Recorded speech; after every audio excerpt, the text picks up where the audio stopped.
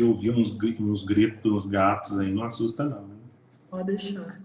Eu já vou até avisar na live, ó, gente. Tem um gatinho aqui que eu adotei, que ele grita, mas ele não sabe falar, ele não sabe ele grita. É bom que ele participa. Vamos lá, vamos iniciar. Então, Vamos lá. Vamos lá. Pessoal, boa noite. O pessoal vai chegando. Nós vamos ter uma live muito especial aqui com o Dr. Arnaldo. O Dr. Arnaldo vai trazer pontos muito importantes. Esperar o pessoal chegando. Já chegaram 3 pessoas. Ótimo. Vou fazer a apresentação do Dr. Arnaldo.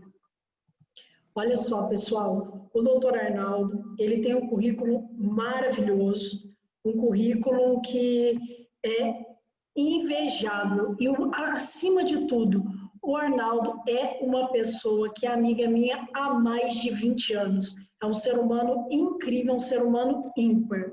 O Dr. Arnaldo, ele é pós-graduado em Direito Constitucional pela Faculdade de Ciências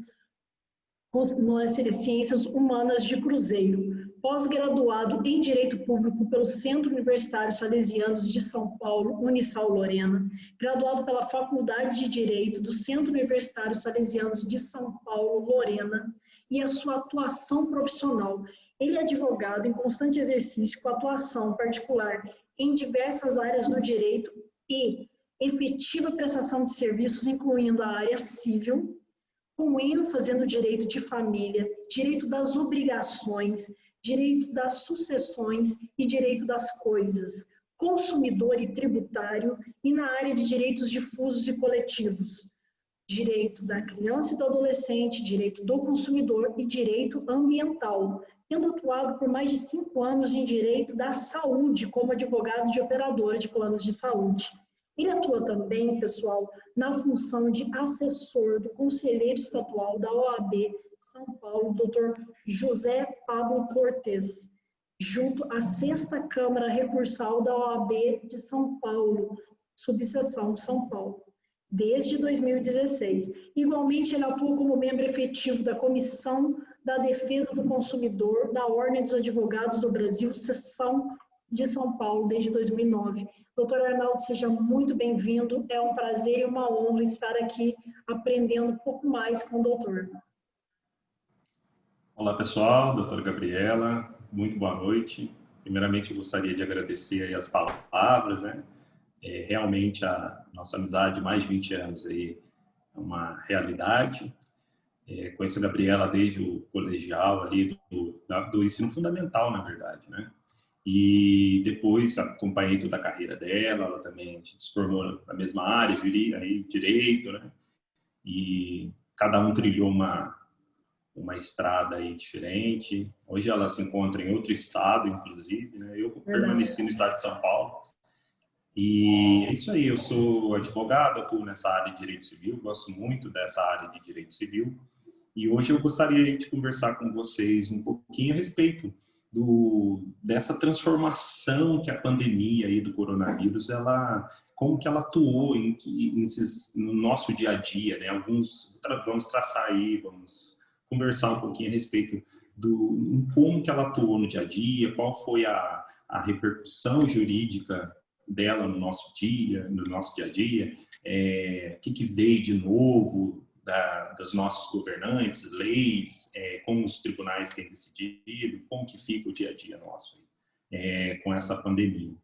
Então, na hora que você quiser, a gente começa esse bate-papo aqui e vamos ver se a gente consegue esclarecer um pouquinho. Não vai ser uma aula, não, mas vai ser mais um bate-papo, né? Para a gente esclarecer esses pontos aí, alguns assuntos aí que pode criar uma dúvida na cabeça das pessoas, que sempre existe, até dentro do mundo jurídico, essa insegurança jurídica sobre esses assuntos, porque na lei está escrito uma coisa, ou numa medida provisória está escrito uma coisa, e vem o judiciário e fala outra coisa, e como que ficam as situações, né? Como que fica? Até os próprios colegas, a gente fala, olha, como que a gente vai ficar nessa situação? Então vamos conversar um pouquinho aí acerca desses assuntos. Você autorizando, a gente começa. Bacana. O pessoal está chegando, a gente já pode ir conversando. Arnaldo, fala um pouco para a gente com relação ao Código de Defesa do Consumidor. Houve muita confusão com essa pandemia? Como que ficaram os direitos dos consumidores? Então, Gabriela, você falou um ponto aí, vamos começar pelo, né, o direito consumidor. Antes de começar aí esses pontos principais que foram abalados, né, que foram afetados, o direito consumidor que foi afetado pela pandemia, queria falar com vocês que agora, em 11 de setembro, o Código de Defesa do Consumidor, ele fez 30 anos. Então, se eu só desligar aqui o som do computador aqui para não ficar atrapalhando a gente aqui. Então, assim, foi um marco no nosso direito a vinda do Código de Defesa do Consumidor, sabe? Ele veio para auxiliar os consumidores, para proteger os consumidores com base no que estava escrito na Constituição Federal. O que veio? É uma proteção, né? Nessa relação entre fornecedor e consumidor, a gente sabe, não preciso ficar falando aqui, que o consumidor é mais vulnerável, o consumidor, ele fica, é mais difícil para o consumidor produzir provas, né? Então, o Código de Defesa do Consumidor ele veio como uma forma de balizar, e nessa balança do direito, ele veio como um peso para equilibrar essa relação consumerista, que a gente fala, a relação entre um fornecedor e um consumidor. Só que, assim, lá atrás, há 30 anos atrás, aí, eu vou dar uma introdução aqui só para a gente não entrar ainda no assunto pandemia, né? Lá atrás, é óbvio, não tinha o comércio eletrônico, né? Eram cheques, contratos e dinheiro que regiam as relações. As relações, na maioria das vezes, eram presenciais. A gente ia numa loja para fazer uma compra de uma roupa, de um colchão, qualquer coisa, né? E hoje, com o passar do tempo, veio a internet e introduziu aí esse comércio eletrônico tão importante para o dia a dia e muito importante agora na pandemia, né? Ninguém podia, as lojas estavam fechadas, como que a gente ia fazer compras, né? E o comércio eletrônico se mostrou aí uma ferramenta muito importante, principalmente agora nesse período. Mas aí, então, como que ficou essa situação agora na pandemia, né? As relações de consumo, elas foram afetadas, assim, muito fortemente. Elas foram muito afetadas. Quando começou a pandemia, o Estado teve que atuar. Aí ele falou, olha, vamos fechar tudo. Vamos acabar com as viagens, vamos fechar não vai ter mais shows, não vai ter eventos, não vai ter palestra, não vai ter cinema, não vai ter nada. E com base nisso, os empresários começaram a ficar com medo, como que eles iam atuar, como que ia ficar essa relação. Nossa, muitas viagens vendidas, empresas aéreas, agências de turismo, shows pelo Brasil inteiro, eventos culturais pelo Brasil inteiro. Como que ficou essa relação? Então, foi uma das primeiras relações de direito consumidor que foram assim, que o governo quis dar um norte, ou regulamentar para que não houvesse uma quebra, né, dessa relação entre consumidor e fornecedor, mas visando principalmente o fornecedor, né? O que ia acontecer? Tem gente que fala que foi também pensando no consumidor, porque se ocorresse a quebra da empresa, não teria como devolver dinheiro para o consumidor. Então, eles tentaram encontrar um meio termo aí. Foi editada lá em abril de 2020, lá dia 8 de abril, foi editada uma medida provisória de número 948. O que disciplinava essa medida provisória? Que depois foi transformada recentemente na Lei 14.046. Ela dizia o seguinte, que o adiamento ou cancelamento de serviço, ela tratou desses adiamentos e cancelamento de serviços de agências de turismo, de reservas de hotel, eventos, né, setor turismo, de cultura. O que ela veio dizendo, basicamente? Veio dizendo o seguinte, falou, olha, enquanto durar esse período, esse estado de calamidade decorrente da pandemia, o fornecedor desses serviços, ele não vai ser obrigado a devolver dinheiro para o consumidor se ele garantir ao consumidor um reagendamento daqueles eventos, daqueles serviços, num prazo posterior ao fim do estado da calamidade, ou se ele prometer que vai devolver aquele dinheiro, ou vai constituir um crédito em favor do consumidor para que ele use aquele crédito depois que acabar a pandemia, num período também, de 12 meses, lá eles falam os períodos. E só que aí isso daí criou muita insegurança jurídica. Antes da pandemia, como que se resolvia?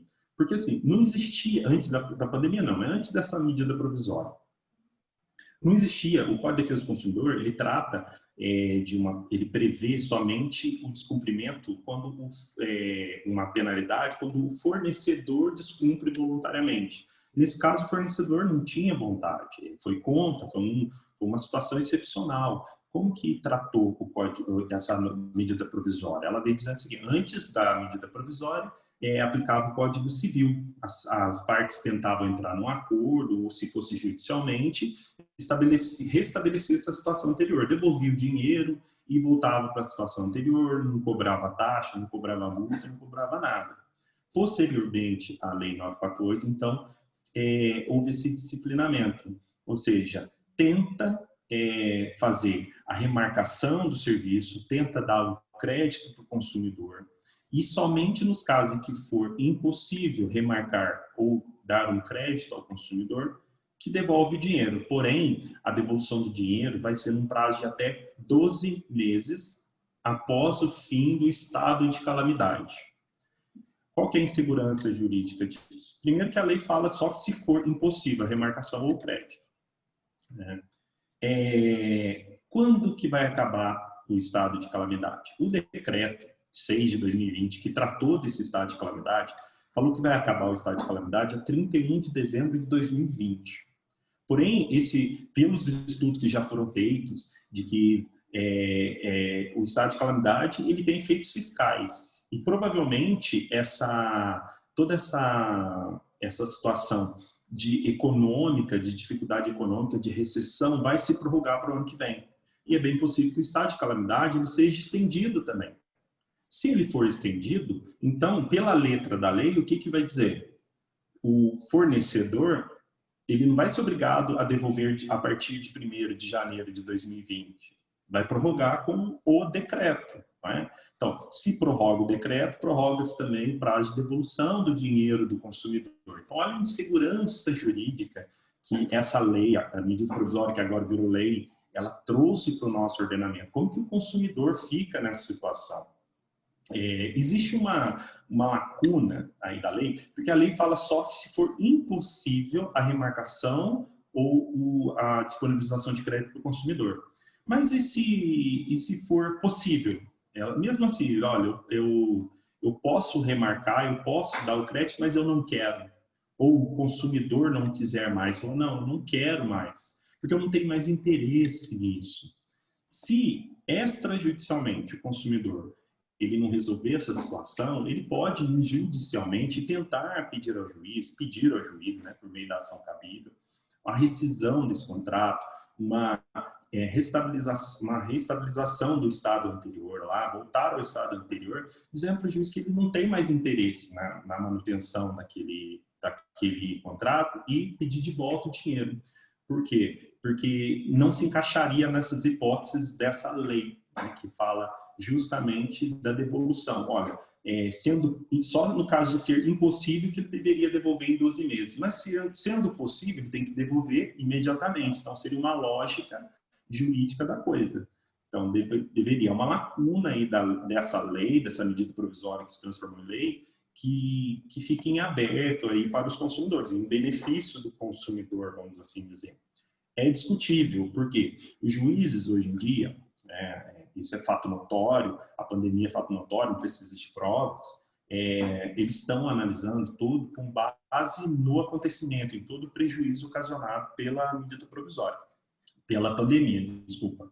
Então, tudo vai ser julgado à luz da pandemia, dos prejuízos da pandemia, do bem comum e tudo mais. Né? Não é só, mas sempre analisando os princípios constitucionais, princípios que são de proteção ao consumidor e tudo mais, as normas vigentes para julgar, mas com vistas aos prejuízos ocasionados à pandemia, função social do contrato, função social da empresa e tudo mais. Então, a grande insegurança jurídica está nisso. A gente não sabe ao certo como os juízes vão decidir esses assuntos.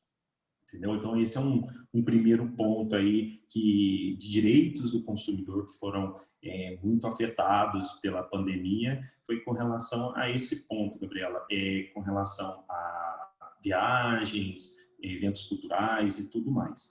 E essa medida provisória, 948, que agora é a lei 14.040, se não me engano, que eu falei, 14.046, ela tem um outro ponto que é muito discutido. Por quê? Ela fala assim que essa situação da pandemia se constitui em caso fortuito ou força maior. E que, se acontecer uma situação de abalo moral, não dá direito a danos morais, a indenização por danos morais ao consumidor. O artigo 5º dessa norma, ele fala isso. Só que ele é uma norma infraconstitucional querendo retirar um direito constitucionalmente previsto. Então, é discutível a constitucionalidade, inclusive, desse artigo 5º dessa lei, dessa medida provisória que se transformou em lei. A um ponto que vai ser provavelmente judicializado. Se a pessoa se sentir prejudicada nessa negociação, inclusive, decorrente dessas negociações de viagens, a agência de viagens ou a empresa aérea não quis devolver o meu dinheiro, ou falou que só vai devolver o meu dinheiro se passar até 12 meses depois, mesmo ela podendo dar um crédito para mim, ou mesmo ela podendo remarcar essa viagem, ela não tem aquela impossibilidade que ela exige para ela devolver o dinheiro em até 12 vezes. Ela teria que devolver imediatamente, teria um dano aí para ser discutido. Às vezes a pessoa liga para tentar remarcar e fica lá horas e horas, manda e-mails e e-mails, lá horas e horas tentando renegociar essa situação toda e causa toda uma perda de tempo, o tal do desvio produtivo do consumidor que a gente fala, né? Ele perde muito tempo tentando resolver aquela situação e por muitas vezes não consegue, né? Isso todo mundo praticamente, eu não gosto de generalizar, mas nesse caso é quase certo que todas as pessoas que atuam, têm capacidade para atuar civilmente, já fizeram algum tipo de contrato de consumo, já passou por essa situação, que vai de telefonia, vai de viagem, vai de N situações. Então, a discussão aí com relação a esse dano moral advindo dessa relação, que pode ser levado à discussão judicial. É bem possível que aconteça isso. Então, esses são os primeiros pontos aí que eu gostaria de tratar desse prejuízo aí que a pandemia trouxe, tá certo? E outra coisa que eu gostaria de falar em relação ao direito do consumidor, que também foi afetado agora pela pandemia, Gabriela, com relação ao direito de arrependimento. Quando a gente fala em direito de arrependimento, a pessoa fica pensando, assim, muita gente nem sabe do que se trata, né? Confunde direito de arrependimento com direito ao conserto do bem por um vício, um defeito no produto. E é muito simples, é uma coisa muito simples. O Código de Defesa do Consumidor, ele tem uma norma lá que ele fala assim, que o consumidor, ele tem, quando ele faz uma compra fora do estabelecimento, compras virtuais, compras feitas por catálogos e tudo mais, ele tem um prazo de até 7 dias para se arrepender. Não é porque o produto chegou estragado, não é porque não veio em conformidade com o que ele queria, nada disso. Ele tem direito de se arrepender. A lei é clara, ela fala nesse sentido. Então, basta ser feita a compra fora do estabelecimento e o prazo 7 dias a partir do recebimento do produto ou da assinatura desse contrato, quando for esses casos de catálogos e tudo mais, ele tem o direito de pedir de volta, de se arrepender. Falar, eu não quero devolver o produto, quero receber meu dinheiro de volta, sem custos, tá bom? Só que agora, com a pandemia, o que aconteceu? Muita gente começou a pedir comida em casa, pedir remédio em casa, né? E isso daí causou um pouco de transtorno para muitos fornecedores, porque as pessoas começaram a devolver, às vezes não chegava como ela queria, não veio naquela expectativa que ela queria, e o governo editou uma lei, ela dizendo o seguinte, é a lei que trata do regime jurídico emergencial e transitório, um nome bonito, ó. Regime jurídico emergencial e transitório das relações jurídicas de direito privado durante a pandemia, é tudo isso o nome. Então, nada mais é do que o que se aplica, quais são as leis que estão regendo esse período da pandemia, que foi mudado na legislação que a gente está acostumado. Ela veio lá no artigo 8º dizendo o seguinte, até o dia 30 de outubro agora, esse direito de arrependimento que a gente estava falando do consumidor, que ele tem 7 dias para se arrepender, vai ficar suspenso, ele não vai poder utilizar-se desse direito de arrependimento, dessa cláusula de arrependimento do artigo 49, lá que a gente está falando, do Código de Defesa do Consumidor, nas hipóteses de entrega domiciliar, famoso delivery, né? Comida, qualquer coisa que for entregue na sua casa, de produtos perecíveis, né? Comidas, plantas, alguma coisa que for perecível, ou de consumo imediato e ainda de medicamentos. Então, nessas hipóteses, até o dia 30 de outubro, você não pode exercer essa cláusula de arrependimento. Se chegar um remédio na sua casa, você olhar o remédio, aí você fala assim, nossa, esse remédio é maior do que eu estou acostumado. Por exemplo, você compra aquelas cápsulas pequenas e vem uma maior, você não está acostumado, mas é o remédio certo, não tem defeito, não tem nada. Não tem como fazer a cláusula de arrependimento. Ou a comida veio, aquele lanche que você pensa que aquele lanche daquela marca famosa, que você acha que é deste tamanho, chega na hora desse tamanho, mas está lá. A gramagem, a gramatura está a mesma, o peso é o mesmo, os ingredientes estão corretos e tudo mais. Não tem problema de vício do produto, então não tem que reclamar. Não pode exercer esse direito de arrependimento. Entendeu?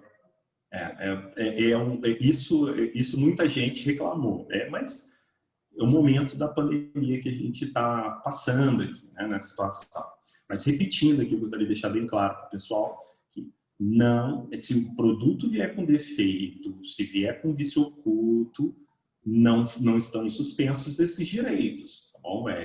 Isso daí é outra hipótese. Se vier com defeito, você pode exercer aquele direito previsto lá no artigo 26 do Código de Defesa do Consumidor, que fala lá, se vier com vício aparente no produto, se for produto não durável, é 30 dias para trocar, e se for durável, até 90 dias. Bom? E considerando fora o prazo de garantia que o fornecedor dá também. Por exemplo, se o fornecedor falar, dou garantia de 3 meses, então de uma televisão, então são 3 meses mais 3 meses. Tá bom? Então, só para relembrar, diferenciar cláusula de arrependimento, esse direito de arrependimento, do vício oculto da coisa, do vício do defeito no produto, do vício aparente e tudo mais. Tá bom? Então, outro ponto aí que foi tratado com relação ao impacto da pandemia.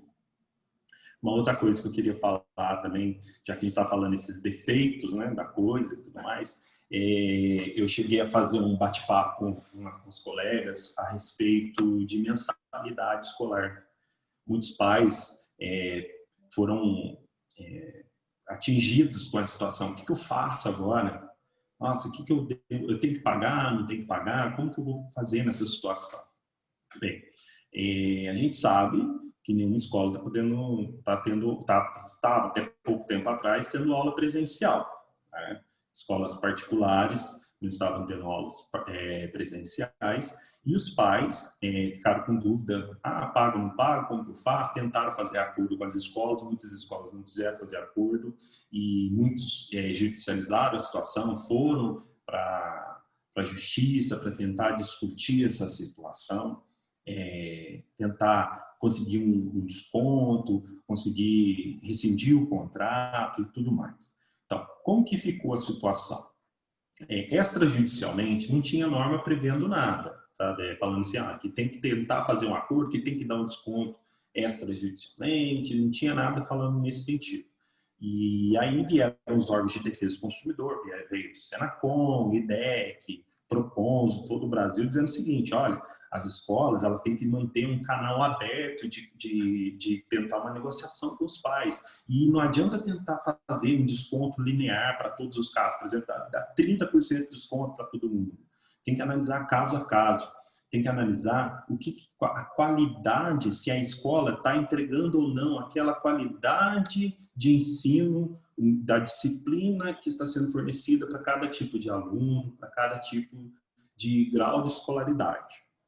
Certo? Isso que tem que ser observado. Os órgãos de defesa do consumidor falavam desde o começo isso. Então, eles não recebem, os alunos não estavam recebendo mais o ensino como foi contratado inicialmente. Começou por tudo isso. Olha, eu fiz um contrato para receber um ensino presencial, agora eu vou receber um ensino à distância. Eu não sei se vai obedecer o conteúdo programático ou não. Essa alteração do contrato não dependeu da vontade do aluno, da família do aluno. Foi a escola que falou: olha, agora, a partir de agora, já que não vai ter mais aula, então vai ser à distância. Essa aula vai ser virtual. Então, houve uma mudança, uma alteração lateral do contrário, houve alteração de horário, né? Também teve variação de preço de maneira indireta no lateral, porque continuou cobrando o mesmo valor, mas entregando um outro serviço. Como que ficou essa situação? Como que vai ficar? Então, tentou-se fazer esse canal de negociação de acordo entre pais e escolas, foram negociados nesse sentido, para que eles fizessem essas negociações. Tem que verificar a qualidade, se a qualidade era ou não a mesma, certo? Observar os conteúdos de acordo com o que o MEC manda, as 80 horas aulas. O MEC já falou o seguinte, falou: olha, a forma como vão ser prestadas as 800 horas aulas não interessa. O que interessa é entregar essas 800 horas aulas, certo? Se fosse judicializar isso daí e a escola comprovar que estava entregando o mesmo conteúdo, a mesma qualidade de ensino que ela entregaria se fosse presencial, os pais poderiam sofrer uma derrota judicial, né? Mas teria a escola que teria que demonstrar toda essa entrega do serviço adequado, serviço de qualidade, que observou o contratado inicialmente ou não. Os conteúdos mínimos, né, carga horária e tudo mais. O grande problema que também foi discutido nesse ponto, por exemplo, faculdades de medicina, faculdades de enfermagem, que precisa da técnica, precisa do laboratório, né? Discutiu-se muito a queda na qualidade desses ensinos. E como que ficou? Se a escola não ofereceu o conteúdo mínimo, os pais poderiam tentar negociar os descontos, ou tentar pedir a suspensão do contrato para tentar adiar para o ano que vem, né? Eles poderiam pedir o desconto, pedir bolsa para o aluno, uma bolsa. Se ele verificar que a escola não estava mandando atividades, não informou que antecipou férias dos alunos. Por exemplo, teve escolas que tentaram compensar as férias dos alunos, e até para tentar não cavalar o período de aulas. Só que chegou um momento que já não dava mais para cavalar esses períodos de férias e tudo mais, e verificou-se que precisava da aula, senão não ia justificar a cobrança daquela mensalidade. Então, a todo tempo, os órgãos de defesa do consumidor, os juristas, tudo falavam: olha, tenta fazer um acordo antes de cancelar, antes de judicializar a situação, né? E acabou que, judicializando a situação, teve casos que os pais foram exitosos, né? Conseguiram descontos na mensalidade, e teve um caso, por exemplo, recente, agora, acabei de falar da medicina, mas teve um caso recente lá no Foro Central de São Paulo, que um curso de medicina conseguiu comprovar que estava entregando um mínimo de qualidade no ensino, e o juiz não modificou o contrato. entendeu? Então, depende muito de provas e essas situações, mas o melhor caminho é tentar seguir uma negociação que fique melhor para ambas as partes, certo? Quando o pai for pedir desconto, senta com a escola, fala lá que teve toda essa economia da escola. O pessoal fala, a escola tem muito mais gastos do que só água, luz, internet, que acabou não utilizando.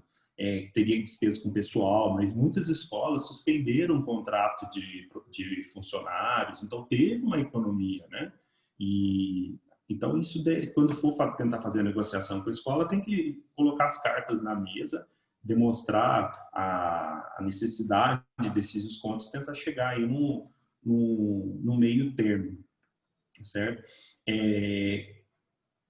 Durante esse período da pandemia, muitos estados, vendo que lá no Congresso Nacional, lá, seja o Senado, seja a Câmara, existiam só projetos de lei para tentar disciplinar a aplicação de descontos nessas relações. Muitos estados vieram correr na frente e aprovaram leis, inclusive, sabe? Apresentaram leis, projetos de lei, fizeram leis disciplinando essa relação de mensalidades escolares para dar desconto e tudo mais.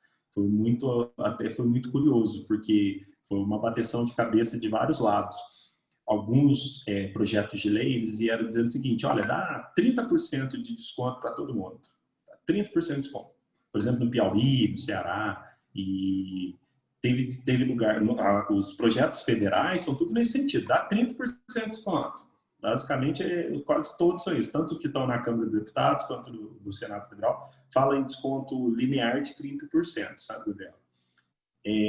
Só que vieram alguns estados, por exemplo, o Pará, ele fala com base em receita bruta da escola, dá desconto. O Ceará, que teve até essa lei do Ceará, a lei 17.208 de 2020, ela está sendo contestada numa ação direta de inconstitucionalidade. Ela vem dizendo que o desconto é de acordo com o grau de escolaridade do aluno. Está lá na escola, está no primário é um desconto, está no ensino fundamental é outro, está no colegial já é outro, ensino médio é outro. Então, teve Ceará e Pará, existem leis nesses estados. Aqui no estado de São Paulo, existia um projeto de lei que tinha o projeto de lei 203 de 2020. Eu não verifiquei se ele foi aprovado pela Alesp, mas ele trazia também um desconto linear de 30%. Eu até procurei aí da Bahia, eu achei os projetos, mas não tinha número do projeto de lei. Mas ele também dava um desconto linear. Então, é uma bateção de cabeça, qual que é o critério a ser adotado para dar esses descontos. E a lei está sendo discutida. Até tem razão, se você for analisar, tem razão a discussão se o Estado ele tem competência para atuar sobre direito civil, né? Como que um Estado vai falar sobre mensalidade escolar, sobre esses contratos, né? Se é competência, se é direito civil e quem tem que disciplinar sobre direito civil é a União. Então, o que está sendo discutido lá no Supremo Tribunal Federal, na ADI, é justamente isso, essa competência, a legitimidade para propor essas leis, né? Teria uma inconstitucionalidade formal nessas leis. E, inclusive, teve município que disciplinou essa matéria. Eu vi um município de Juiz de Fora, o projeto de lei número 30 de 2020, lá de Juiz de Fora, em Minas Gerais, que disciplinou também descontos e mensalidades escolares, que também provavelmente vai ser julgado inconstitucional, porque trata de matéria de direito civil, de contratos, e vai estar fadado aí a uma inconstitucionalidade, né? Se for judicial, igual está falando, desculpa ter te cortado, você queria falar alguma coisa? Não, eu ia falar, meu Deus, quanto desencontro, né? E não tem um jurídico forte para alertá-los, né? Não tem. E é muita insegurança, Gabriela. Acho que é o assunto principal da pandemia. É o medo que a gente tem, é o mesmo medo que a gente tem de pegar coronavírus, é o medo que a gente tem para tratar desses assuntos que são atingidos pela pandemia.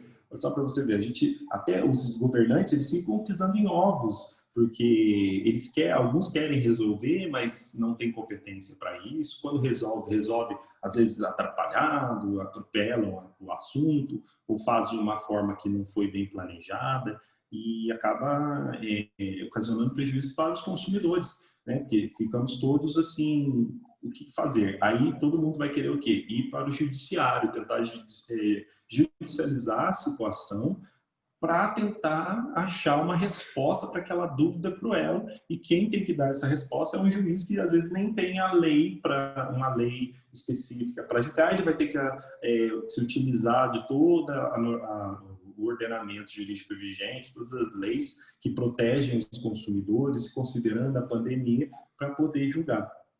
Certo? Então, o grande problema está nisso, é essa insegurança do que vai vir do judiciário. A gente não sabe. Cada juiz, igual eu falei, teve juízes que deram descontos aos pais, os pais conseguiram comprovar a necessidade desses descontos, deram os descontos das mensalidades, e teve juiz que não deu, falou que não, que tem que pagar a integralidade da mensalidade. E um curso caro que é medicina e que precisa de uma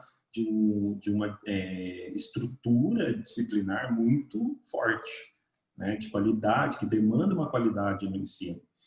Então, aí que está um grande ponto. Se a pessoa for judicialmente, o que vai acontecer? Vai acontecer aquilo, espera-se que aconteça aquilo que a gente já falou lá no começo. As partes voltarem ao estado anterior à negociação, né? Devolve dinheiro, rescinde, sem culpa de ninguém, porque foi um fato da natureza aí que aconteceu e tudo mais, para devolver dinheiro, tá certo? É o que se espera aí se for judicialmente, né? Se não ocorrer, aí vai depender do juiz. O juiz que vai acabar pondo fim a essas decisões aí, mas criando, o que eu falei, incertezas jurídicas. E tudo vai depender de provas, né? O juiz julga de acordo com as provas que são levadas para ele. Se não tiver prova suficiente, é perigoso até a parte perder. Quando a gente fala de mensalidade, uma coisa que eu queria até mencionar aqui, Gabriel, a escola, ela tem o dever de mostrar para os pais a planilha de custos da escola. E é com base nessa planilha de custos que ela traça a mensalidade escolar. Então, o pai tem direito de ver essa planilha de custos. Se não ficar justificado pela planilha de custos a cobrança daquela mensalidade nesse período de pandemia, acredito que há uma grande chance do juiz conceder aí um desconto nesse período, certo? Eu acho que primeiro tenta negociar, se não conseguir negociação, aí vai para o judiciário. Certo? Basicamente é isso aí. E às vezes a pessoa fala, mas quem que eu procuro? Procuro o seu advogado, procura a defensoria pública aí para poder te orientar melhor com relação ao seu caso, que cada caso é um caso, é o que a gente está falando aqui. Cada caso é um caso. Tá bom? E uma última coisa, só para terminar esse assunto, mensalidade escolar. Hoje eu estava vendo o site do Superior Tribunal de Justiça, e aí eu vi um link falando de um projeto de lei sobre esse assunto de mensalidade escolar, um link para o Senado Federal, que existe um projeto de lei no Senado Federal que se discute, que prevê, na verdade, a proibição de reajuste na mensalidade escolar no ano que vem. As escolas não poderão, por esse projeto de lei não foi aprovado ainda. Então, deixar bem claro, é um projeto de lei que está sendo discutido lá no Senado, que prevê não aumento das mensalidades, não reajuste das mensalidades no ano que vem, no ano de 2021. Mas não foi aprovado ainda. Assim que aprovar, a gente tenta dar um alô aqui para o pessoal que está assistindo. Com certeza. Interessante. Sabe o que me passou a cabeça, Arnaldo? Só um último ponto. O STF julgando inconstitucional, geralmente, ele vai ter que modular os efeitos, né? Porque não tem como retroagir, né, os efeitos, né? Que geralmente eles são ex-tunc, né, para o estudante de direito. Mas ele vai ter que fazer ali uma modelagem, senão até o próprio empresário, né? Ele pode estar fadado a ter um término do seu empreendimento. Eu acredito que nesses casos das mensalidades escolares aí, desses descontos feitos por lei estadual e até lei municipal, eu acredito que tem efeito ex-tunc, que volte lá no começo mesmo e não reconheça a validade desde o início, né? Acredito nisso, nesse sentido. Ele não module os efeitos, não. Eu acredito que não. Basicamente é isso daí mesmo. Quem está se segurando nesses projetos, acho que não pode ficar muito feliz, não. É tudo muito... E a gente está falando de coisas instáveis, né? Porque são situações que geram instabilidade. Agora vamos falar daquilo que a gente pensa que é eterno, o casamento. Arnaldo, está vendo divórcio virtual? O que é isso? Como é que está essa pandemia? A gente fala, eu vi um estudo, né, que chama atenção, são esses estudos que aparecem, acho que em época de pandemia. Quem que responde esses estudos? Que agora, na época de pandemia, cresceu muito o número de divórcios, né? Acredito que sejam os cartórios que respondam isso, né? Essas pesquisas. Mas cresceu muito o número de divórcios. E por causa da pandemia, muitas pessoas ficaram impossibilitadas de ir até o judiciário. O judiciário ficou parado muito tempo e os cartórios e tudo mais, os advogados mesmo não puderam trabalhar nesse período. E acabou que, por essa impossibilidade de presença física nos cartórios, no fórum e tudo mais, o CNJ ele editou um provimento, acho que é o 100, número 100 de 2020, que ele autorizou o divórcio pelo meio virtual, né? Achei engraçado, as pessoas estão acostumadas com o divórcio pessoal, que vai na frente do juiz, às vezes briga, já tem essa imagem na cabeça da briga na frente do juiz e tudo mais. Mas isso aí é um divórcio quando ele é litigioso, vai para o judiciário numa forma de briga. Mas existe também um divórcio consensual. As partes estão de acordo com o divórcio. Estou falando de divórcio, estou falando de partilha de bens, hein? Isso aí é outro assunto. O divórcio, as pessoas querem voltar a poder casar, querem romper o vínculo matrimonial e querem poder casar com outra pessoa, querem viver uma vida de solteiro, né? Que nunca mais vai ser solteiro, é divorciado. Mas assim, a pessoa quer se ver livre, quer romper o vínculo com um cônjuge, faz o divórcio. O divórcio consensual, quando ele não tem filho menor de idade, incapaz, ele pode ser feito pela forma, lá no cartório. E agora, com esse provimento do CNJ, pode ser feito o divórcio virtual. Por meio dele, as partes, eles fazem uma videoconferência, né, tudo ali norteado pelo oficial do cartório. Ele vai fazer ali um ato notarial, vai registrar por videoconferência o consentimento das partes, dizendo que querem romper o vínculo e tudo mais. Vai fazer um ato notarial, as partes vão assinar digitalmente. Quem não tem assinatura digital, inclusive, é feito um certificado digital notarizado, e isso tudo é possibilitado. Então, esse divórcio, a pessoa não sai de casa, tudo pelo computador. Acho que é uma novidade aí boa que veio desse período de pandemia aí, que foi introduzida pelo CNJ. Eu achei muito, muito bom. E vai depender da presença de advogado também. Então, a parte pode ligar para o advogado, para um conhecido, e ele vai agilizar toda essa situação aí de divórcio pelo cartório, divórcio virtual. Quando eu ouvi essa expressão pela primeira vez, eu achei até engraçado, né? Mas é um divórcio de mentirinha, é virtual, de mentirinha? Não, é um divórcio feito por via eletrônica, né? Perante um cartorário, é tudo de verdade. E ainda, é uma coisa muito interessante, como eu falei, divórcio, as partes querem romper o vínculo matrimonial entre elas, deveres do casamento, né? Dever de mútua assistência, dever de fidelidade e tudo mais. Quando as partes elas não querem dividir os bens ainda, que é a partilha dos bens, ainda assim elas podem fazer o divórcio pela forma virtual. Isso não impede que esse divórcio seja feito pela forma virtual, mas a partilha pode ficar para um momento posterior. Porque às vezes as partes estão brigando, eu quero o copo lá que eu ganhei da minha tia, eu quero a baixela que eu ganhei da minha avó, não, eu quero. E fica aquela briga por causa dos bens e acabam não divorciando. Um fica enterrando o divórcio. Eu não vou assinar esse divórcio. Mas a partilha pode ficar para um momento posterior. Desde que as partes estejam de acordo, pode ser feito esse divórcio virtual aí, consensual e virtual. Certo? Já que a gente está falando também de divórcio aí, né? Não sei se a gente pode já fazer um link com os alimentos que eu queria falar também, que foram modificados nesse período de pandemia. Pode, eu ia até fazer essa pergunta, como é que é a estipulação dos alimentos? Também pode pelo cartório? Como é que faz isso aí? Então, quando tem menor menor de idade, que a gente fala, ou um filho incapaz, não pode ser feito pelo cartório, né? Tem que ser feito via judicial com a participação do Ministério Público. E lá são fixados os alimentos, com a fiscalização pelo Ministério Público. Agora, se for feito pelo cartório, pode ser fixado. Às vezes o marido quer pagar alimentos para a mulher, por exemplo, o casal ficou junto durante 40 anos.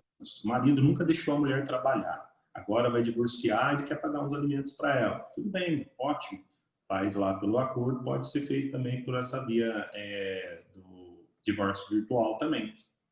Certo? Mas o que eu queria até já dizer aqui, muitas pessoas perguntam, mas eu tenho direito a alimentos? Quem tem direito aí? Tem que pagar para minha esposa? Tem que pagar para meus filhos? Para quem que eu pago? Né? Bem, apesar dessa parte não ter sido alterada pela pandemia, muitos casais que se divorciaram aí, tinham, por exemplo, o que é mais comum, né, na nossa sociedade é o marido que trabalha, a mulher que não trabalha, e aí nesse período de pandemia eles romperam o vínculo porque esse convívio diário aí, que houve um desgaste emocional, físico, e que culminou nesse rompimento do vínculo matrimonial, o marido quer se divorciar e fala, vou pagar, ou fala, não vou pagar, você não tem direito a alimentos. Bem, o juiz ele vai analisar isso daí, ele vai analisar, primeiro, tem um vínculo de parentesco, é cônjuge, é companheiro, é filho, o que é? Quem são essas pessoas que estão pedindo? Quem está pedindo? Quem pode pedir? Então, a pessoa, o cônjuge, a esposa, o companheiro, aí, no caso, o filho menor de idade também pode pedir. O que é levado em conta pelo juiz? Assim, tem muita gente que pergunta isso também. 30% que eu tenho direito, doutor? Não existe essa coisa do 30% na lei, certo? É uma criação aí jurisprudencial, até, mas não é muito seguido pelo juiz. O que o juiz vai analisar é a possibilidade do pai, de quem vai prestar os alimentos, se ele pode pagar os alimentos, e a necessidade de quem está pedindo. Ele vai analisar. Então, a gente fala que é o binômio necessidade e possibilidade. Né? Você vai analisar esses dois polos aí da situação. Né? Tem necessidade, a tal da proporção da necessidade, analisando a proporção dos recursos. O juiz fixou os alimentos. Né? Como que faz para cobrar, doutor? Tem que esperar ele deixar de pagar, tem que esperar alguma coisa. Depois que forem fixados os alimentos, transitado julgado lá a sentença que homologou o acordo ou que fixou os alimentos, seja de forma liminar ou de forma definitiva, a parte pode já entrar com a execução desses alimentos. Mas tem que esperar vencer quanto? 3? Não, basta uma. Inclusive, tem um enunciado da segunda jornada de Direito Processual Civil, que é o 147, que fala o seguinte: basta uma prestação de alimentos atrasada para justificar a prisão civil daquele devedor dos alimentos. Basta uma. Tem muita gente que fala, mas tem que ser 3, doutor, tem que esperar dar 3, já ouvi falar isso. Não. O que existe é uma súmula, a súmula 309 do STJ, que fala que para prisão civil do pai, da mãe que deve alimentos, daquele responsável que deve alimentos, para a prisão civil só podem ser cobrados os 3 últimos alimentos anteriores ao ajuizamento da ação. Por exemplo, hoje, setembro. O que eu posso cobrar? Eu posso cobrar os 3 anteriores, então seria lá agosto e julho, né, em setembro, então são 3 meses anteriores, e tudo que vencer daqui para frente.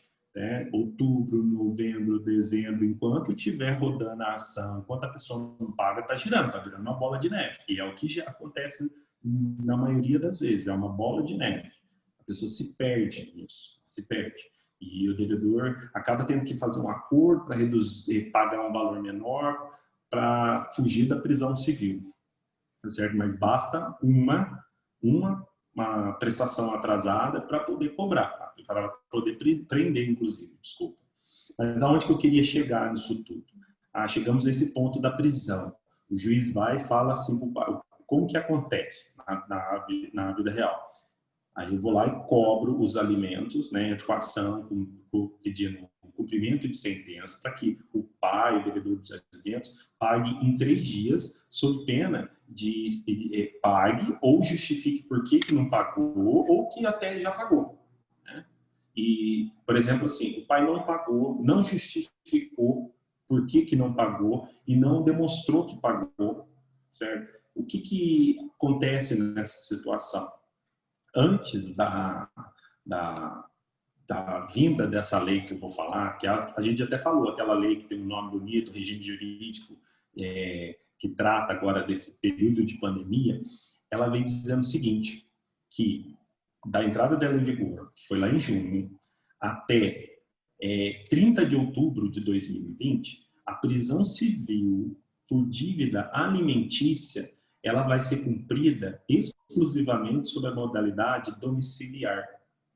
Ou seja, o rapaz, a mulher, o homem que não paga os alimentos, ele não vai preso lá, não vai para a cadeia nesse período, até 30 de outubro. É prisão domiciliar, pelo que está nessa lei, a lei 14.010, que é do regime jurídico emergencial lá. Então, quer dizer, ela esvaziou o sentido da lei lá do artigo 528 do parágrafo 3º do Código de Processo Civil, que ele falava assim, que uma vez demonstrado o inadimplemento voluntário e indesculpável do devedor de alimentos, ele vai ser preso por um período de 30 a 90 dias, 60 dias. Não me recordo agora. Mas ele vai ser preso, ele ia preso, ele ia para uma cela lá na delegacia, não ia para junto dos demais detentos, não, é uma prisão ali que ele ficava separado, mas ele ficava junto com outros devedores de alimentos, certo? Então, isso acabou. Isso era muito eficiente. Agora, por esse período da pandemia, acabou. Porque o medo de contaminação do pai devedor de alimentos, né, da mãe devedora de alimentos. Então, é isso que a justificativa seria essa, é o medo da propagação do coronavírus dentro da cadeia, vamos assim dizer. Entendeu? Isso, então, foi um ponto que foi modificado, ele esvaziou o sentido da norma, certo? Mas a própria norma, ela diz o seguinte, ela fala assim, que isso não impede serem cobrados, exigidas aquelas obrigações, os alimentos que foram devidos. É isso que fala, não vai tirar a obrigação de pagar aqueles alimentos. O que tem se visto aí na prática? O que o Ministério Público está propondo, os juízes têm acatado, é que, em vez de decretar a prisão domiciliar, ele suspenda a prisão e venha com atos de execução. Vamos tentar penhorar bens, dinheiro, auxílio emergencial, que tiver de dinheiro para poder alimentar o filho. Certo? Porque o importante mesmo é receber dinheiro, não é o pai ir preso, é receber o dinheiro. Certo? É isso que é o importante aí nesse caso. Inclusive, o STJ, ele acabou de decidir que as prisões que foram decididas, que determinaram a prisão dos devedores de alimentos até o dia 12 de junho de 2020, elas podem agir dessa forma aí, que é suspender a prisão para aplicar essa prisão lá na frente. Entendeu? E não aplicar a prisão domiciliar. Espera um pouquinho, lá na frente você volta a prender o pai. Basicamente foi isso que o STJ falou nessa decisão, um HC que saiu, que era aqui de São Paulo, até foi decidido esses dias. E então a situação que foi modificada com a pandemia agora com os alimentos foi exatamente essa, com relação aos alimentos, que está pegando muita família de surpresa. E é interessante mesmo, porque você acabou de responder, não, a pergunta de um colega que está participando, eu até agradeço a participação, o doutor Levino Neto. Ele perguntou se mudou alguma coisa realmente da pandemia em relação aos alimentos, que já foi respondido. E ele tinha também feito uma pergunta, que ele até chegou um pouquinho depois, mas antes de a gente passar para o próximo tópico, ele perguntou se os contratos escolares que foram assinados em 2020, eles perderam a validade diante da pandemia. Ele está falando em validade. Não. Para ter uma invalidade, quem vai declarar a invalidade desses contratos tem que ser via judicial. Ou as partes entram num acordo para tentar revisar as cláusulas contratuais, no sentido de adequá-las às necessidades, tanto do consumidor quanto do prestador de serviço escola, né, que é a melhor saída para ambas as partes, porque às vezes o pai não quer retirar o filho da escola, né? É o que a gente viu em muitos casos. Eu não quero retirar meu filho da escola, mas eu quero conseguir um desconto. Qualquer desconto que eu conseguir já está bom. O pai falou isso. Então, a melhor saída é a via da negociação extrajudicial. Mas eu não quero renegociar, ou eu quero desconto, mas a escola não quer dar, e a gente quer fazer uma renegociação, ou se não, extinguir esse contrato, voltar à ação anterior. Nessas situações tem que ser via judicial. Não tem outra saída, certo?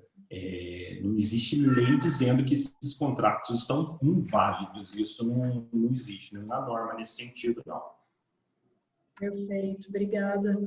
Obrigada aqui pelo Arnaldo e obrigada a participação também. Obrigado. Agora, a gente tem uma pergunta. E com relação aos inventários, Arnaldo, tem alguma coisa diferente? Porque essa pandemia, infelizmente, muita gente faleceu. E como é que ficou esse prazo do inventário? O que você tem para dizer para a gente? Estou com um assunto aí que é muito importante também, e de desconhecimento de muita gente não sabe disso. Quando uma pessoa morre, ela deixando bens, esses bens precisam ser inventariados, tá certo? E existe um prazo para fazer esse inventário, tanto para dar início a esse inventário, quanto para finalizar esse inventário, tá certo?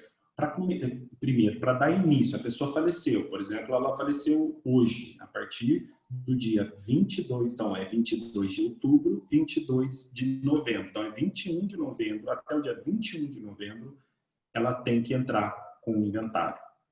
Por quê? Porque senão vai receber uma multa. A multa no estado de São Paulo, eu não sei outros estados, mas aqui no estado de São Paulo, 4% em cima do valor dos bens deixados pelo decúbito, pelo morto, né, no caso. Então, tem que tomar muito cuidado, porque pode ser um prejuízo bem significativo, dependendo do valor dos bens. Aí, mas tem uns casos de isenção de tributos e tudo mais, também existe. A multa, ela não é pelo fato de dever ou não tributo, a multa é pelo fato de não ter entrado com o inventário no prazo. Certo? E também, depois que ajuizou esse inventário, dentro desse prazo de 2 meses, o inventário tem que terminar em 12 meses, em tese, né? A gente sabe que é em tese. Judicialmente falando, ele tem que terminar em 12 meses, certo? Mas aí veio aquela lei que a gente estava falando, a tal do regime jurídico lá, que tratou das relações cíveis nessa situação de pandemia, dizendo lá no artigo 16 que esse prazo de 2 meses para iniciar o inventário da sucessão aberta, quando a gente fala de sucessão aberta, é a partir do momento da morte da pessoa, né? Desde 1º de fevereiro desse ano, só vai começar a contar esse prazo de 2 meses agora, dia 30 de outubro. Então, quer dizer, se a pessoa faleceu de 1º de fevereiro até agora, dia 30 de outubro, 29 de outubro, o prazo desses 2 meses para entrar com o inventário vai começar só dia 30 de outubro. Certo? E a partir daí, depois que entrar com a ação, 12 meses para finalizar o inventário. Essa foi a modificação aí mais significativa aí dentro do sistema que a gente fala que é inventário, aí dessa parte de rolamento, inventário, foi isso daí que trouxe, que modificou durante esse período de pandemia aí. Foi um alívio para as pessoas, até porque o judiciário não estava funcionando, o cartório não estava funcionando, Então, tem uma justificativa aí para essa suspensão desse prazo. Verdade, muito interessante isso, porque a gente não tinha conhecimento mesmo. Nossa, É muita gente. quantas novidades, quantas coisas interessantes. Me chegou pelo WhatsApp aqui uma pergunta da Manuela. Ela não é formada em Direito, né? E ela até agradeço aqui a participação. Ela perguntou o seguinte, ela fez uma compra, pelo que foi narrado aqui, uma compra em relação ao show que foi adiado, show de rock, nesses ambientes abertos. Não, e é show internacional, não tem previsibilidade desses shows abertos voltarem, né, por conta de aglomeração. Eles não estão querendo devolver um dinheiro. Tem que esperar esse período que você tinha dito, Arnaldo, de 12 meses? Como é que faz? Ainda que a compra tenha sido internacional, explica aí para a gente. A regrinha é a mesma, viu, Gabriela? Obrigado pela pergunta da colega que está assistindo aí. A regra é a mesma. A empresa, o fornecedor do evento, ele tem que remarcar. Se ele não remarcar, ele tem que disponibilizar um crédito ou para ser usado no período posterior, tá certo? E se ficar impossibilitado de devolver, de remarcar esse show, até porque não sabe quando vai terminar esse período de pandemia, que é o que mais vai acontecer nesse sentido, né? Não tem uma previsibilidade, ninguém tem essa bola de cristal e não sabe quando vai vir a cura, né? Então, tem que devolver, pela lei que está vigente nesse momento, o fornecedor tem que devolver num prazo de até 12 meses a partir do fim da pandemia, né, do estado de calamidade decorrente da pandemia, que é o que fala essa lei. Então, se a pessoa tentou, e, por exemplo, assim, se ela comprovar que aquela empresa ela tem possibilidade de remarcar ou tem a possibilidade de criar um crédito para ser utilizado no período posterior, ela pode judicialmente, que é aquela lacuna que a gente falou da lei, né? Quando existe a possibilidade, ela pode pedir que o dinheiro seja devolvido imediatamente. Se não existir a impossibilidade, aí sim ela tem que se sujeitar ao prazo de 12 meses a partir do fim do estado de calamidade. Entendeu? Tá? Mas para ela alegar essa lacuna, extrajudicialmente, que seria o ideal, ela não vai conseguir o dinheiro de volta. Ela teria que ajuizar uma ação no juizado especial. Provavelmente o valor deve ser de juizado especial, que é abaixo de 30 salários mínimos. Então, ela pode no juizado especial, se ela for até 20 salários mínimos, ela pode ir sozinha, mas é mais recomendável ela ir orientada por um profissional, por um advogado, um defensor público, para poder exigir judicialmente a devolução desse dinheiro. Se ela comprovar que existia a possibilidade de remarcação ou de creditamento desse valor que ela pagou. Certo?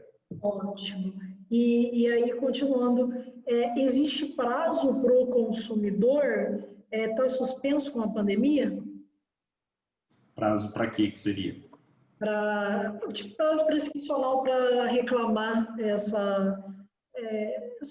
esse show que não vai ter, que foi pago. Então, a lei, ela fala que os shows que foram marcados, os eventos que foram marcados a partir de janeiro desse ano, então eles estariam submetidos a essa norma. Então, enquanto durar, em tese, o estado de calamidade, se aplicaria essa norma. Entendeu? Enquanto durar esse estado de calamidade, que é o que a gente falou lá no começo lá da explanação, da incerteza que essa norma aí fala que é com o fim do estado de calamidade. A gente não sabe quando vai terminar esse estado de calamidade, que provavelmente vai ser prorrogado. E a lei fala que é 12 meses a partir do fim do estado de calamidade. Quando vai terminar esse estado de calamidade? A gente não sabe. Então, a grande insegurança jurídica presente hoje, que a gente tratou aqui, é exatamente isso. A gente não sabe quando vai terminar e não sabe quando vai receber esses 12 parcelas, em até 12 parcelas esse valor. Né? Por exemplo, às vezes a pessoa pagou R$50 em ingresso e não tem de volta esse ingresso, vai receber em 12 vezes R$50. muita injustiça, né? Vamos assim dizer. Mas o legislador e foi aquele peso que ele utilizou para tentar manter a função social da empresa na situação. Ele foi olhando para a empresa, não foi olhando para o consumidor. Com certeza não. O consumidor foi prejudicado nesse ponto. Perfeito, perfeito. Doutor, que explicação maravilhosa dos pontos maravilhosos, pontos atuais, né, quem chegou depois. Pessoal, foi tratado de muito tema bacana, muito tema assim, importante, e ligados a mensalidades, ligados às leis, né, que estão regendo, lei e medida provisória, melhor dizendo, né, regendo essa pandemia. Olha, foi fantástico. Eu só tenho a agradecer a sua participação, agradecer aqui toda a explicação, toda a maestria.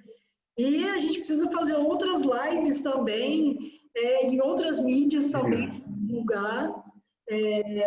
E assim, para fechar a nossa live, qual é qual é a sua perspectiva com relação a todas essas mudanças que você relatou aí, Arnaldo? Você acha que com isso as pessoas vão se conscientizar que daqui para frente tudo será no âmbito virtual, ou elas vão retornar, elas vão juridicamente se resolver e vão querer voltar ao estado anterior? Essa é a primeira pergunta. E a segunda, já pegando no embalo, o que você, como professor, tem para oferecer de cursos nessa área para o pessoal que está aí agora nesse mundo virtual, querendo aprender cada vez mais e mais? Então, Gabriela, com relação a tudo o que está acontecendo aí, principalmente a parte jurídica e legislativa, que está vindo de novo em relação à pandemia e às relações de consumo, está tudo muito em evolução. A relação de consumo, ela é evolutiva, ela não para, é sempre uma coisa nova. Esses dias eu assisti um filme que dizia que quando a gente recebe uma coisa de graça, nós somos o produto que está sendo ofertado para um fornecedor. Então, olha só para você ver, as relações de consumo, elas são pensadas de várias formas, elas são viabilizadas para dar conforto para a gente. Então, a pandemia ela veio para modificar essas relações de consumo, trazer um avanço para as relações de consumo. Por exemplo, tem aplicativos que chegaram que a gente nunca ouviu falar, aquele chinês aí que você faz os videozinhos, né?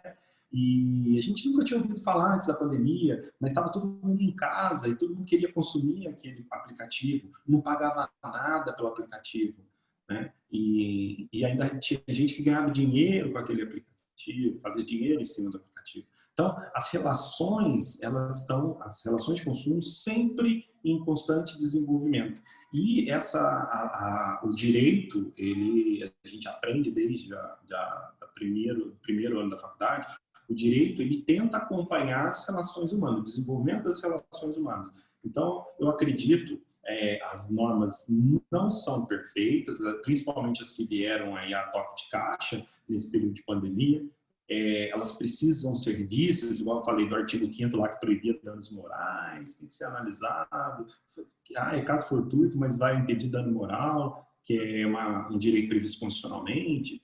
Então, precisa de uma melhor análise. Nada impede que sejam revistas essas normas, né, pelos nossos representantes legislativos aí. Então, o que fica de aprendizado para mim dessa pandemia é que nós somos muito frágeis e nós estamos muito sujeitos a não só essa relação de consumo, mas também sujeitos no sentido de vulneráveis dessa relação de consumo e vulneráveis no sentido de falta de proteção jurídica em situações extremas, situações em que nós ficamos entregues aí ao mercado, né? A própria situação, a pandemia em si mostra como somos frágeis, nós somos o nada, né? Demorando tanto tempo para achar uma cura com essa tecnologia toda que a gente tem atualmente. Então, o que fica a insignificância nossa frente a tudo isso, mas também, ao mesmo tempo, essa evolução que a sociedade sempre está buscando e aperfeiçoamento. O ser humano ele é falho, ele não é perfeito. Né? Então, fica essa lição, né, do constante aprimoramento das situações e a insegurança com as situações novas do ser humano. Tá certo? Gabriela, eu gostaria de agradecer muito, muito mesmo a todos que estão assistindo, que assistiram. Aí, às vezes, a pessoa não pode assistir tudo, assiste um pedacinho, depois vai lá assistir no seu arquivo, no IGTV e tudo mais.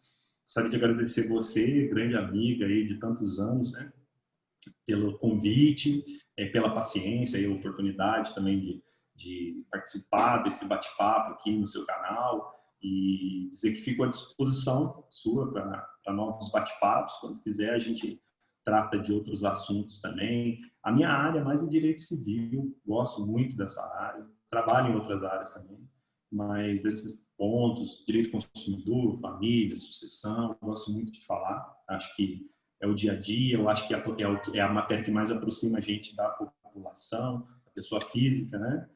Dos problemas diários das pessoas. Né? Eu acho que é um tema muito interessante, até para a gente esclarecer. E se ficou alguma dúvida, a gente não perca tempo, vá atrás do seu advogado, vá atrás da Defensoria Pública, da OAB, para conseguir apoio jurídico para sanar os seus problemas. E também quero informar aos colegas, aí, aos que estão assistindo, que a gente vai lançar, em parceria com a plataforma Redoma, CLRS, um curso de prática em direito civil. A gente vai ensinar a fazer umas peças práticas profissionais, desde o início lá, o que precisa uma peça, quando você vai entrar judicialmente e tudo mais, até recursos e outras peças aí, o que estão sendo cobrados aí pela OAB, voltado para quem está fazendo exame da OAB também, e também para quem quer aprender. Às vezes tem alunos aí que se formaram, mas não tem a prática, só fizeram estágio e querem saber como fazer algumas peças. As peças importantes, as principais peças que são cobradas, aí, que a gente vê no dia a dia. A gente vai lançar esse curso lá, pessoal, estou muito animado. Logo, logo vai estar lá na plataforma disponível esse curso. Eu acho que é uma plataforma super bacana. Está vindo não só com curso de direito, não. Ela tem áreas de saúde também. Tem um curso lá, a doutora Gabriela, eu já vi lá. Tem curso de fisioterapia, nutrição. Eu acho que vale a pena dar uma olhadinha lá. O site está muito bacana, está ficando super interativo. Eu recomendo. Eu acho que vai ser muito bacana. Fico à disposição aí. O site é www.redomacrls.com. Aí convido todo mundo que está assistindo para dar uma olhadinha lá no site. Vale a pena. Pessoal, com certeza é um site maravilhoso, porque a gente tem um corpo docente seleto, já vê pelo nosso querido Arnaldo, que está aqui. Então, assim, você pode falar, a Gabriela é amiga suspeita para falar, mas com toda a isenção. Arnaldo, ele é uma pessoa que se faz. Assim, os feitos dele se projetam realmente. Ele, mesmo estando na Bahia, estou sempre acompanhando. E ele é uma pessoa muito estudiosa, muito capacitada, inteligente, excelente advogado, Nossa, excelente professor. muito obrigado pelas palavras. Mas é uma honra para mim, é uma honra mesmo. E para vocês também, meu pessoal. E olha, vai ter mais live, porque já deixou essa deixa aqui para a gente. A gente vai fazer live também sobre consumidor, sobre direito de família, bastante questionamento bacana. Espero sempre tem coisa nova, sempre. Sempre. Muito obrigada, um excelente descanso, Arnaldo. Pessoal, obrigada por participar. Essa live vai ficar salva aqui e vai também ficar salva lá no IGTV, para o pessoal do Instagram. A gente também não vai deixar o pessoal do Instagram na mão, então temos que fazer uma lá também. E vamos, que é importante também, estar no canal do YouTube. Quem não se inscreveu, se inscreva. O canal é Redoma CRLS. Tem todas as nossas lives, ou seja, é um canal informativo, com conteúdo, com profissionais muito capacitados. Não percam, se inscrevam, divulguem e vamos estar sempre presentes aí, trazendo a melhor a melhor didática para todos vocês. Nossos professores primam por isso. Excelente noite. Obrigada, pessoal. Arnaldo, obrigada de coração. Obrigado. Boa noite a todos. Uma boa noite.